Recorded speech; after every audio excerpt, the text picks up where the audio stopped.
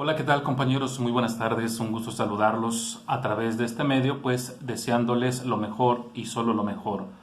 Vamos a continuar nuestra clase del día de hoy en la materia de Sagrada Escritura, pero vamos a tener hoy la clase de San Mateo.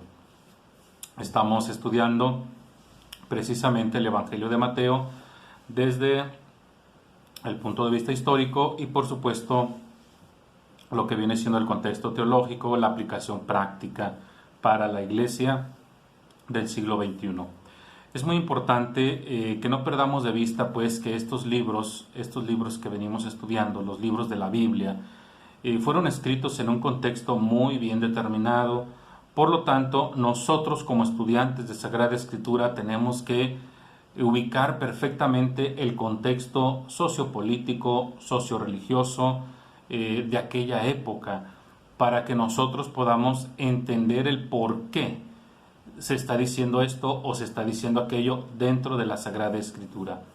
De lo contrario, nos perderíamos o malinterpretaríamos el texto y eso pues la verdad no ayudaría mucho o no le abonaría mucho a nuestra salvación. Así que sí tenemos que considerar estos elementos que son de capital importancia, como son quién es el autor, cuándo lo escribió, por qué lo escribió y a quién se lo está dirigiendo. Hoy vamos a continuar pues el Evangelio de San Mateo en el capítulo 6. Esto que estamos estudiando pues pertenece al primer discurso o al primer libro, como queramos llamarle, de la estructura del Evangelio de Mateo. Y nosotros estamos ahorita estacionados en lo que se conoce como el Sermón del Monte, el Sermón de la Montaña, como también se le ha llamado.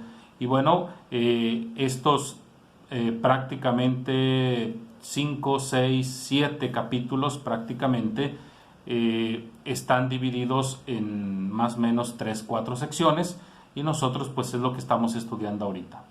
Vamos entonces a continuar, no sin antes hacer nuestra oración, nuestra oración de entrada, donde pues sobre todo pedimos que el Señor nos ilumine, nos aclare, nos abra el entendimiento para nosotros poder comprender y asimilar la clase y sobre todo llevarla a la praxis.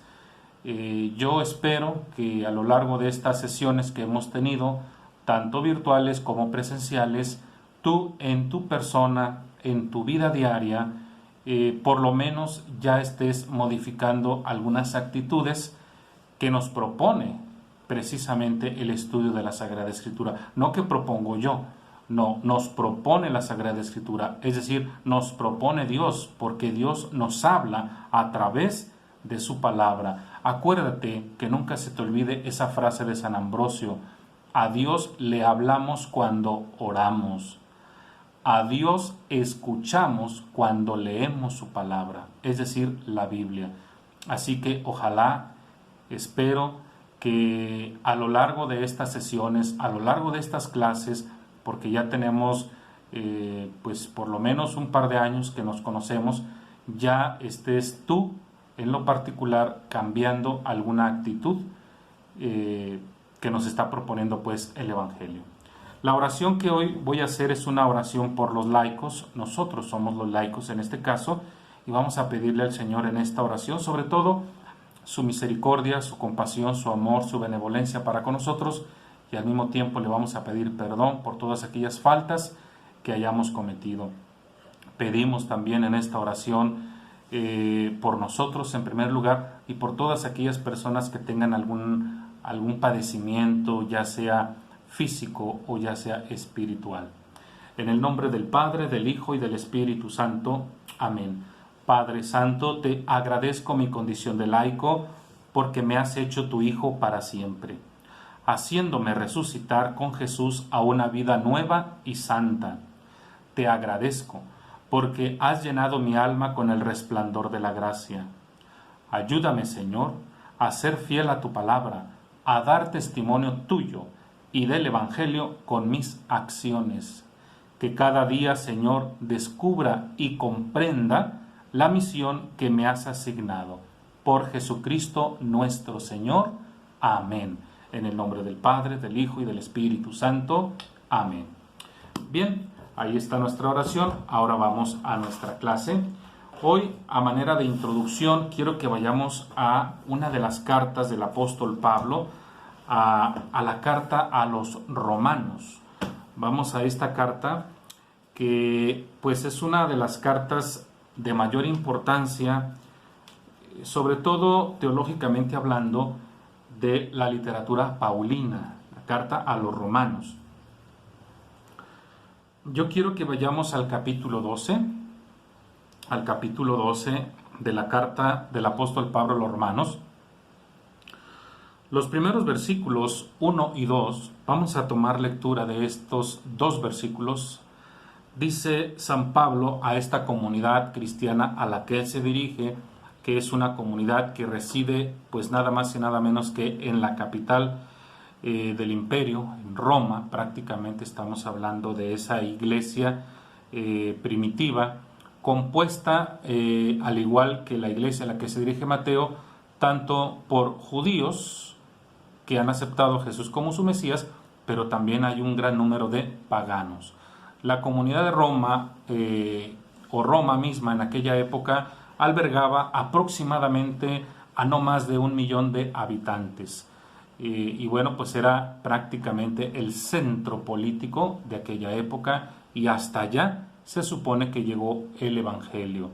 Nota importante: la comunidad cristiana de Roma no la fundó ni Pablo ni Pedro.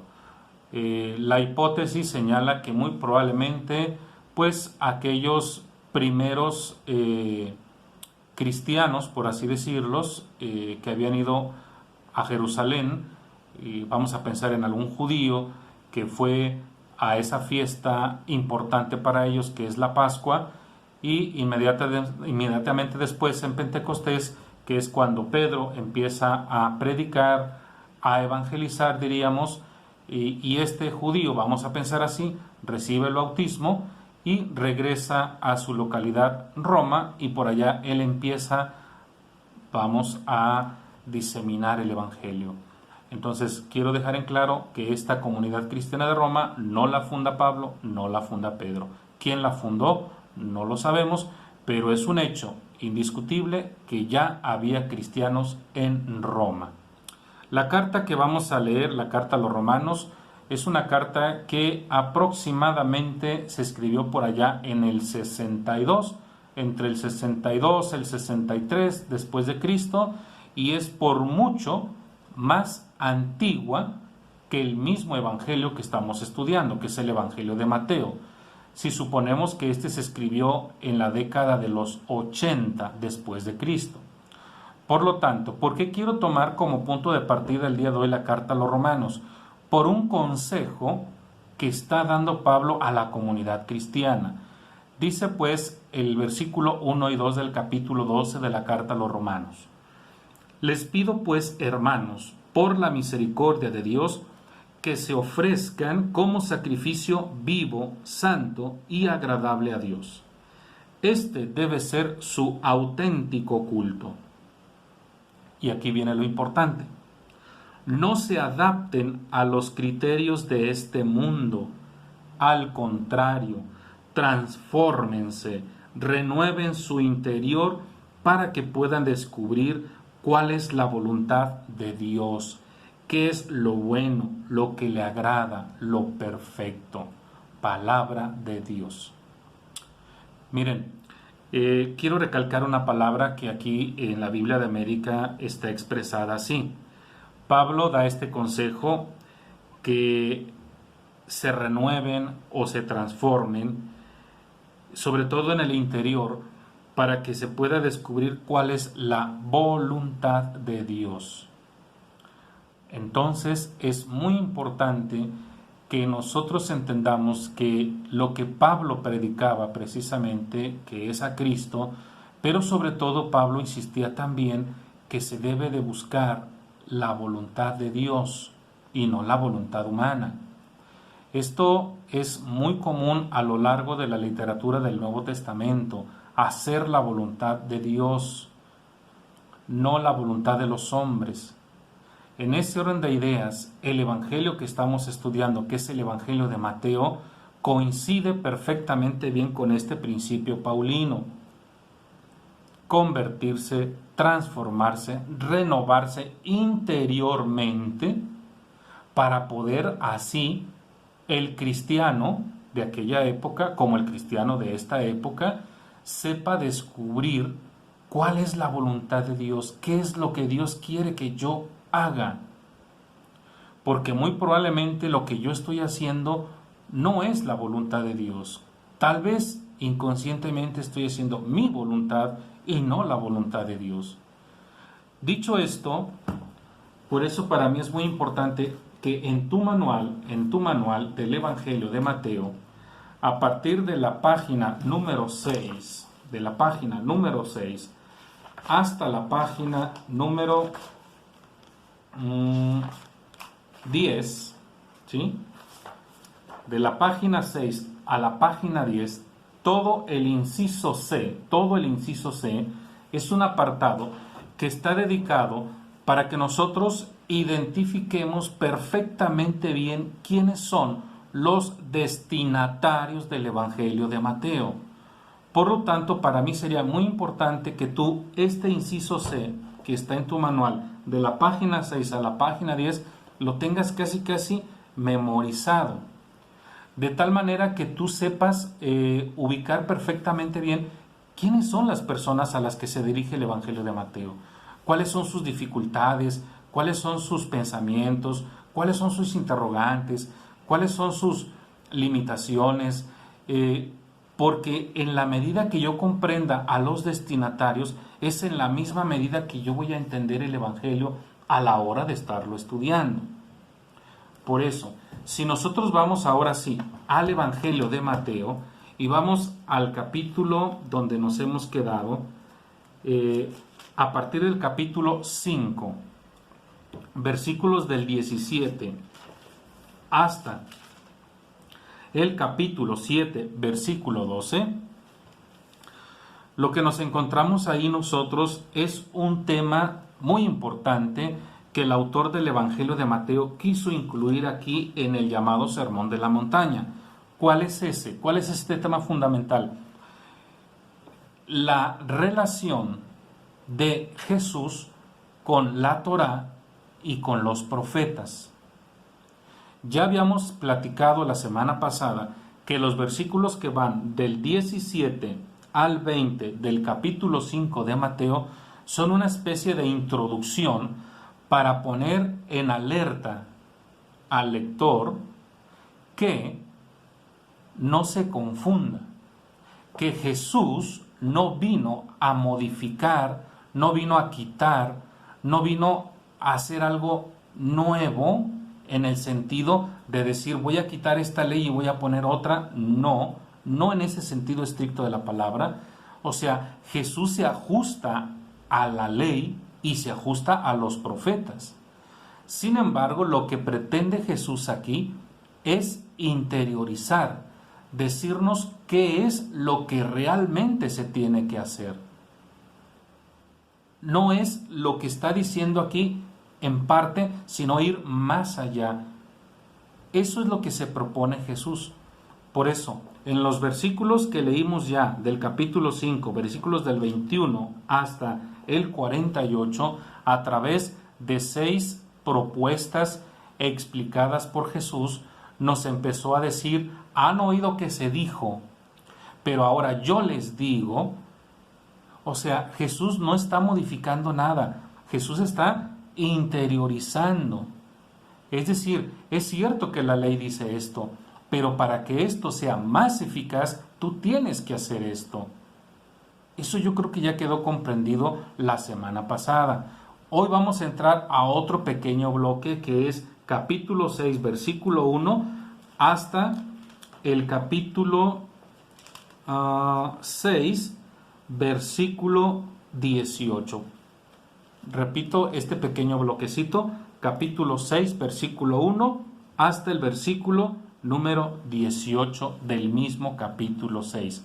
Porque este pequeño bloque es la segunda parte de lo que se está hablando de Jesús, la Torá y los profetas. Ahora, en este capítulo 6, versículos del 1 al 18, Jesús se propone a explicarnos prácticamente la esencia o la espiritualidad que los profetas trataron de imponer en su momento. Voy a poner un ejemplo. Vamos a un profeta, vamos a poner un separador aquí en Mateo capítulo 6 y vámonos a buscar en el Antiguo Testamento al profeta llamado Oseas, uno de los llamados profetas menores.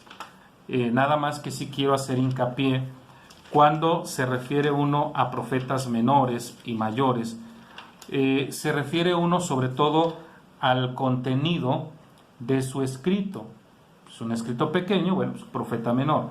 Es un escrito abundante, es un profeta mayor. Pero en realidad, desde mi punto de vista, todos los profetas del Antiguo Testamento son grandes profetas, porque todos ellos, de alguna manera, fueron heraldos de Dios, fueron los portavoz de Dios, fueron aquellos que se desgastaron, incluso ofrendaron su vida en el servicio de Dios. Y el profeta Oseas, en el capítulo 6, versículo 6, aquí lo tengo, Oseas 6:6, fíjate bien, ya desde dónde se venía diciendo algo que Jesús va a repetir en el Nuevo Testamento. Dice Oseas capítulo 6, versículo 6, porque quiero amor y no sacrificios. Prefiero el conocimiento de Dios más que holocaustos. Repito el texto, Oseas 6:6, porque quiero amor y no sacrificios. A ver, una pausa. Aquí el profeta en turno, Oseas, se dirige prácticamente a aquel pueblo necio y testarudo que parece ser que le es suficiente llevar al altar un sacrificio, un cordero, un pichón, un toro, es suficiente para él, porque con eso cree que va a quedar exento de. Y el profeta le dice, no, yo quiero amor, no sacrificios. ¿Qué es lo que está diciendo el profeta Oseas aquí?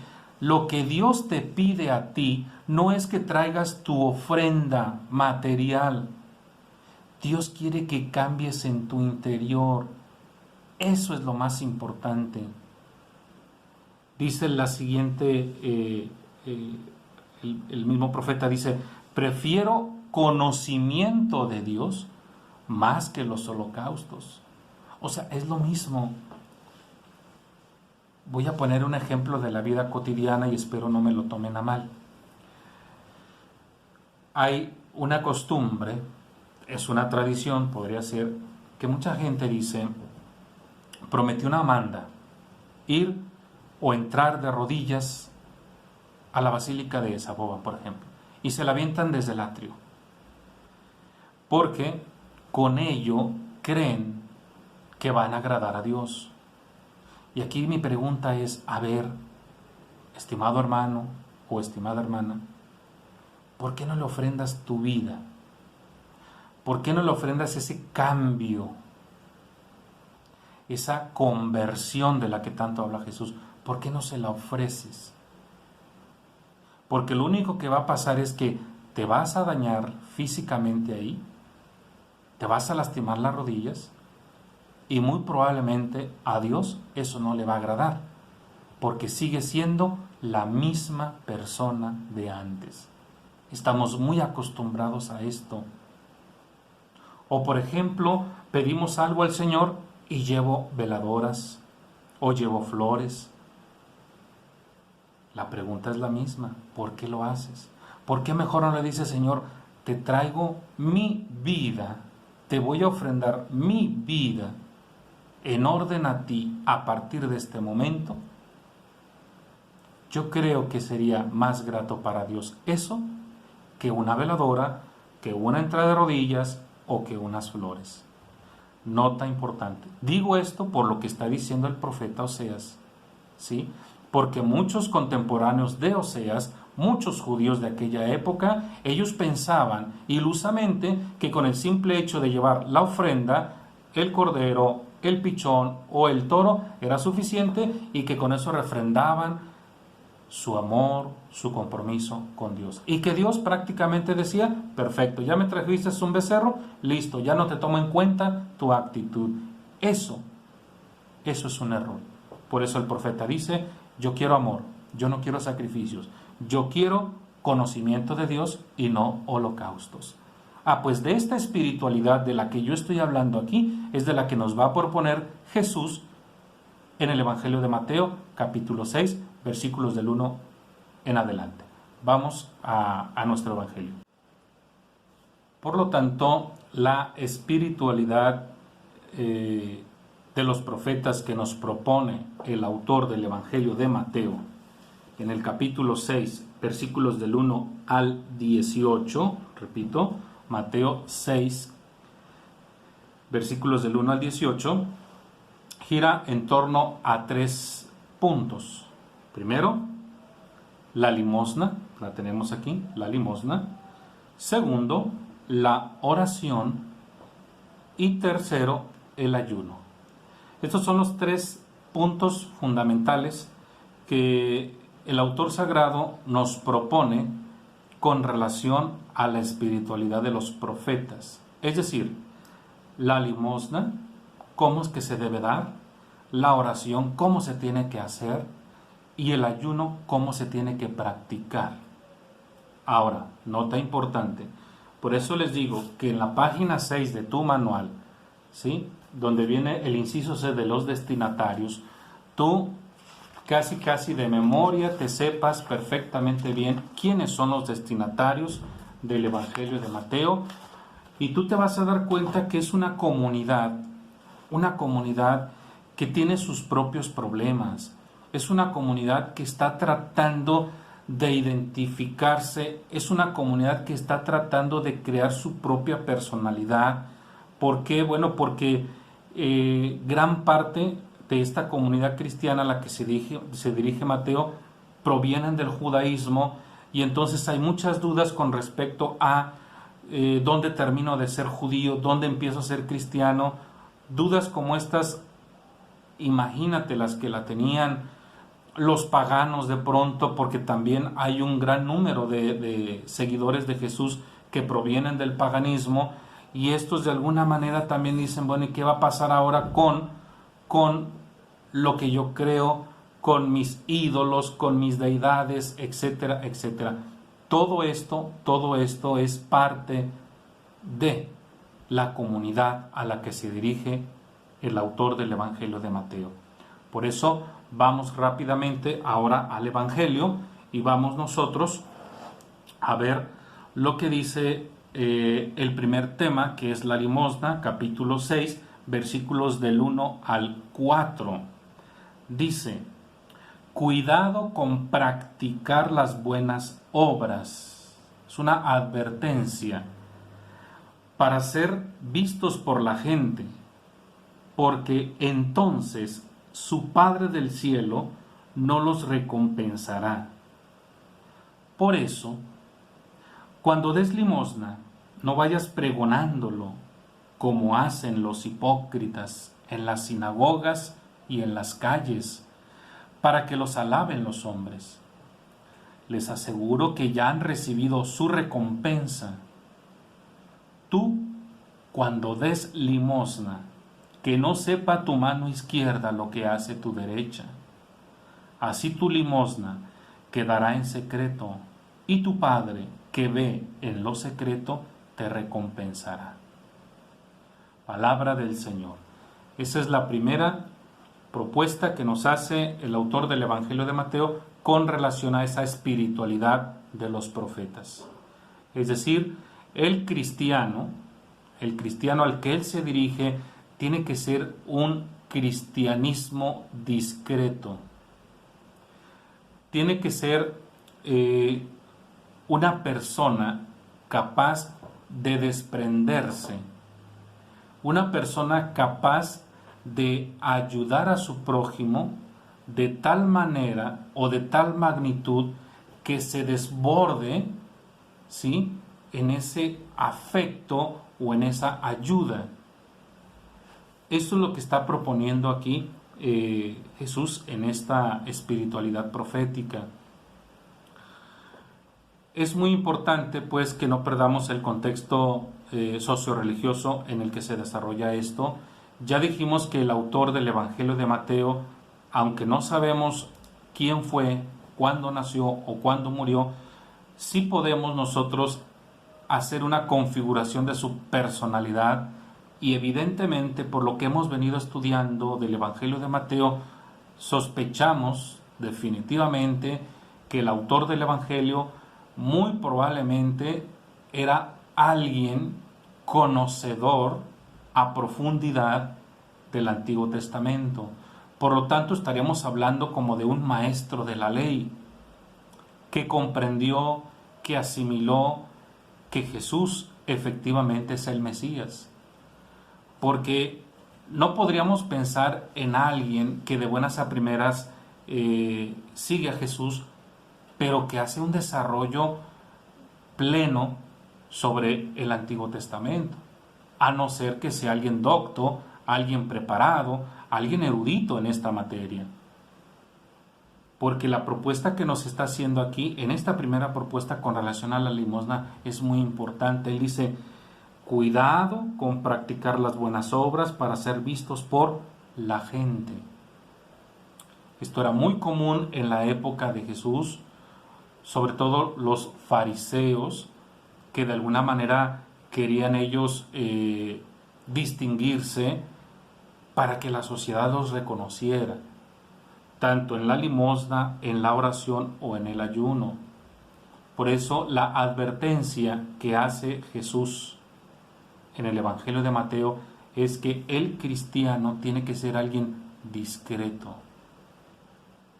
Tú ayudaste a alguien, eso solamente queda en tu corazón y Dios. Pero cuando tú dices: fíjate que ayudé a fulano, fíjate que ayudé a mangano, o sea, como que ya estamos queriendo que me reconozca. Oye, pues qué buena gente eres.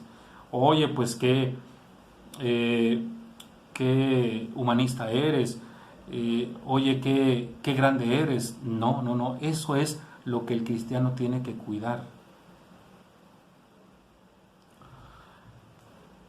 El siguiente punto, que es la parte medular de lo que nosotros llamamos pues el Sermón del Monte, porque ahí viene incluida la oración del Padre Nuestro. Advierto desde ahorita que, aunque vamos a leerlo, para mí la oración del Padre Nuestro debe de tener y se debe dedicar una sola clase a la explicación del Padre Nuestro, para poder desarrollar las 7 peticiones que aquí encontramos. Así que voy a leerlo, pero les advierto que vamos a tener una clase, tal vez sea la próxima clase del Evangelio de Mateo, donde me voy a regresar al Padre Nuestro para explicar cada una de estas peticiones que se están haciendo en el Padre Nuestro. Bueno, vamos entonces, capítulo 6 de Mateo, versículos del 5 al 15. Cuando oren, no sean como los hipócritas, a quienes les gusta orar de pie en las sinagogas y en las esquinas de las plazas para que los vea la gente. Les aseguro que ya han recibido su recompensa. Tú, cuando ores, entra en tu habitación, cierra la puerta y ora a tu Padre que está en lo secreto, y tu Padre que ve lo secreto te recompensará. Al orar, no hablen mucho como hacen los paganos, creyendo que Dios va a escuchar todo lo que hablaron. No sean como ellos, pues su Padre ya sabe lo que ustedes necesitan antes de que se lo pidan. Ustedes oren así: Padre nuestro que estás en el cielo, santificado sea tu nombre, venga tu reino, hágase tu voluntad, en la tierra como en el cielo. Danos hoy el pan que necesitamos, perdónanos nuestras ofensas, como también nosotros perdonamos a los que nos ofenden. No nos dejes caer en la tentación y líbranos del mal. Porque si ustedes perdonan a los demás sus culpas, también a ustedes los perdonará el Padre Celestial. Pero si no perdonan a los demás, tampoco su Padre les perdonará sus culpas. Palabra del Señor. Miren, yo creo que a lo largo de la historia humana siempre nos hemos encontrado con las llamadas clases sociales, y en la época de Jesús no era la excepción. De tal manera que, como lo explicaba en una clase anterior, el mismo templo de Jerusalén, la entrada al templo de Jerusalén estaba muy bien delimitada. Un atrio para las mujeres, un atrio para los hombres, un atrio para los sacerdotes y un lugar exclusivo para el sumo sacerdote. Es decir, había una serie de barreras, lo cual pues creaba precisamente esa división dentro de la sociedad. Pero incluso en el mismo templo de Jerusalén había un lugar exclusivo para que entraran los grandes, la aristocracia judía, y había otro lugar para que entrara toda la chusma, toda la plebe. Entonces, aquí lo que está pretendiendo naturalmente el autor sagrado a la comunidad que se dirige, que es una comunidad cristiana que tiene muchas dudas, lo repito, les está advirtiendo cómo es que tiene que ser el cristiano. El cristiano modélico, el cristiano tiene que ser alguien discreto. No necesariamente tiene que ser alguien que se dé a conocer. Por ejemplo, era una costumbre dentro del fariseísmo que si alguien iba a depositar, por ejemplo, su diezmo, alguien, ¿sí? Un heraldo dijera, fulanito de tal va a depositar su diezmo. Y toda la gente quedaba, oh, es él. Y ya te imaginarás entonces este judío aristócrata cómo se sentía. Estas actitudes arrogantes no encajan, no empatan con el cristianismo. Si tú recuerdas cuando estudiamos el capítulo número 3 del Evangelio de Mateo, en una palabra podríamos nosotros decir que la propuesta de Juan Bautista que hace ahí en el capítulo 3, o la propuesta que se está haciendo ahí, es que el cristiano tiene que ser alguien con una característica muy particular, muy peculiar. ¿Cuál es? La humildad, la sencillez. Grandes santos y grandes santas, esto fue lo que defendieron hasta el último día de su vida. La sencillez, la austeridad, la humildad sobre todas las cosas. El acto penitencial que hacían los santos y las santas era precisamente en ese orden, porque ellos entendían que su maestro, que es nuestro maestro, que se llama Jesús, fue un hombre humilde, fue un hombre sencillo. Jesús, cuando entró al templo de Jerusalén, o a la explanada del templo, Jesús debió de haber entrado por la puerta de los sencillos, de los humildes, de los pobres. Jesús no podía entrar por la puerta principal, no podía entrar por ahí, porque él no tenía rango, él no era alguien distinguido, no pertenece a la aristocracia. Jesús es uno más de tantos. Por eso es muy importante pues que la catequesis que está proponiendo el autor del Evangelio de Mateo a sus principales oyentes, y ahora nosotros que somos también lectores, es que tenemos que ser totalmente equilibrados. Si vamos a hacer una oración, que sea una oración recatada, silenciosa, de tal manera que no necesitemos hacer grandes espectáculos para que la gente vea que yo estoy orando.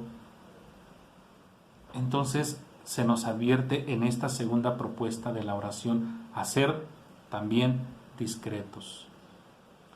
no usar la palabrería como lo hacen los paganos.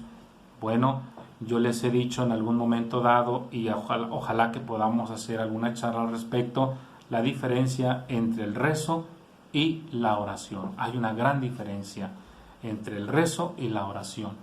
Y nosotros tenemos que saber, tenemos que aprender precisamente a orar, a hacer una oración meditada. Y como yo les decía, la oración del Padre Nuestro, la próxima semana, de ser posible, voy a explicarla punto por punto para que se entiendan estas peticiones que se están haciendo aquí dentro del Padre Nuestro. Y vamos a la tercera espiritualidad profética que se nos propone en este capítulo 6, versículos del 16 al 18. El tema es el ayuno. El ayuno era una práctica muy común dentro del judaísmo. Siempre el ayuno tendrá esa característica o evocará un acto penitencial. Nada más que también se nos advierte en relación al ayuno. Fíjate lo que dice: cuando ayunen, no anden tristes como hacen los hipócritas, que desfiguran su rostro para que la gente vea que ayunan. Les aseguro que ya han recibido su recompensa.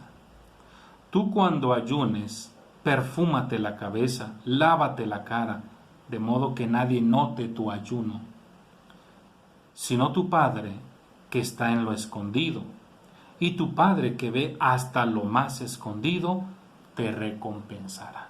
Palabra del Señor.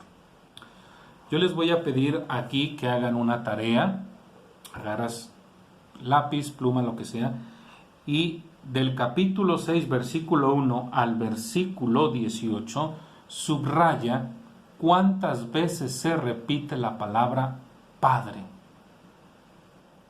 ¿Cuántas veces se repite esta palabrita? Para la próxima semana, explicarte cuál fue la intención del autor sagrado de repetir muchas veces esta palabrita. Una pista ya se las di cuando leí la carta a los romanos, una pista ya se las di. Sin embargo, es muy importante que tú entiendas, bueno, ¿por qué repite tanto esta palabra? ¿Qué quiere el autor con esto? ¿Qué pretende? Entonces, espero que se haya comprendido esta segunda parte de la sección que hemos llamado Jesús con relación a la Torá y a los profetas. Espero que se haya quedado claro. La próxima semana vamos a hacer el estudio que yo les estoy repitiendo del Padre Nuestro para que se entienda. Entonces, vamos como sintetizando. ¿Qué fue lo que vimos a partir del capítulo 5, versículo 21 al 48? Bueno, 6 propuestas que nos hace Jesús y la explicación de cada una de ellas para que el cristiano realmente sea un cristiano modélico en cuanto a las prácticas. Ahora, en el capítulo 6, versículo 1 al 18, se nos habla de qué espiritualidad debe de tener el cristiano. Si la primera sección fue en cuanto a la práctica externa, la segunda sección que acabamos de estudiar se refiere a la práctica interna. Espero que se comprenda. La tercera sección que nosotros vamos a estudiar más adelante será del capítulo 6, versículo 19, hasta el capítulo 7, versículo 12. Y ahí la propuesta que nos hará Jesús es sobre todo la doctrina sapiencial. Cómo el cristiano también tiene que ser un verdadero sabio.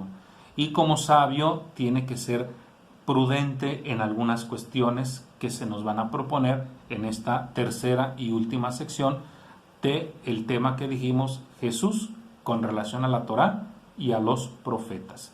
Bueno, espero que se haya entendido esta clase. Por favor, cualquier duda, cualquier comentario, háganmelo saber a través de los medios que ya les he dicho. Y bueno, la próxima semana vamos a hacer el estudio de la oración del Padre Nuestro. Voy a retomar el capítulo 6 de Mateo para que quede más claro esta propuesta que se nos hace con relación a la espiritualidad de los profetas, cómo la asume Jesús y como la propone el autor del Evangelio de Mateo. Muchísimas gracias pues por su atención y la próxima semana, primeramente Dios, vamos a continuar con nuestras clases. Martes, Historia de la Salvación, miércoles, Evangelio de San Mateo. Muchísimas gracias.